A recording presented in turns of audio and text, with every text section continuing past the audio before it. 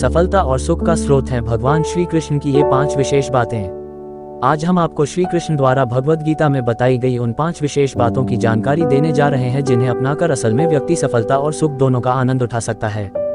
भगवद गीता का ज्ञान कर्म पर आधारित।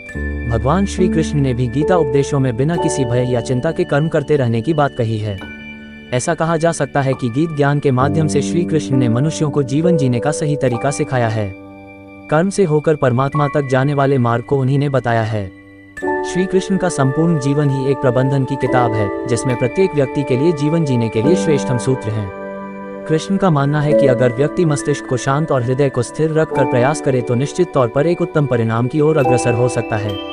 वहीं आज हम आपको श्री कृष्ण द्वारा भगवद गीता में बताई गई उन 5 विशेष बातों की जानकारी देने जा रहे हैं जिन्हें अपनाकर असल में व्यक्ति सफलता और सुख दोनों का आनंद उठा सकता है। 1. जीवन के हर संघर्ष का सामना करो।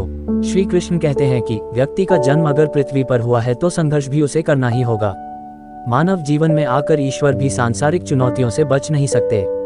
ऐसे में परिस्थितियों से भागने के बजाय उसके सामने डटकर खड़े हो जाना चाहिए, क्योंकि कर्म करना ही मानव जीवन का पहला कर्तव्य है। कर्मों से ही परेशानियों को जीता जा सकता है। 2. विजय के लिए स्वास्थ्य की आवश्यकता। श्री कृष्ण का मानना है कि व्यक्ति को विजय हासिल करने के लिए स्वस्थ रहना जरूरी है, क्योंकि स्वस्थ शरीर से बल प्राप्त होता है और दिमाग भी विपरीत परिस्थितियों में तीव्रता से चलता है, जिसके कारण व्यक्ति हर लड़ाई में सफलता पाता है। 3. किताबी पढ़ाई से ज्यादा जरूरी रचनात्मक शिक्षा।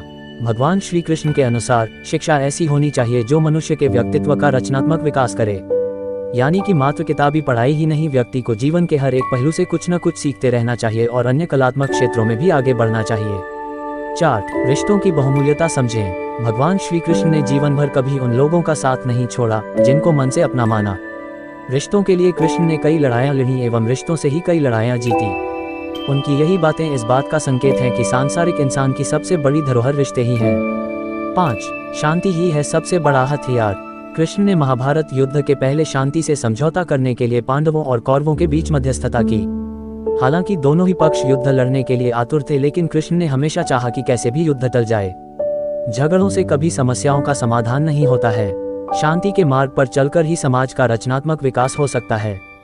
कृष्ण ने समाज की शांति से मन की शांति तक दुनिया को ये समझाया कि कोई भी परेशानी तब तक मिट नहीं सकती जब तक वहां शांति ना हो, फिर चाहे वो समाज हो या हमारा खुद का मन।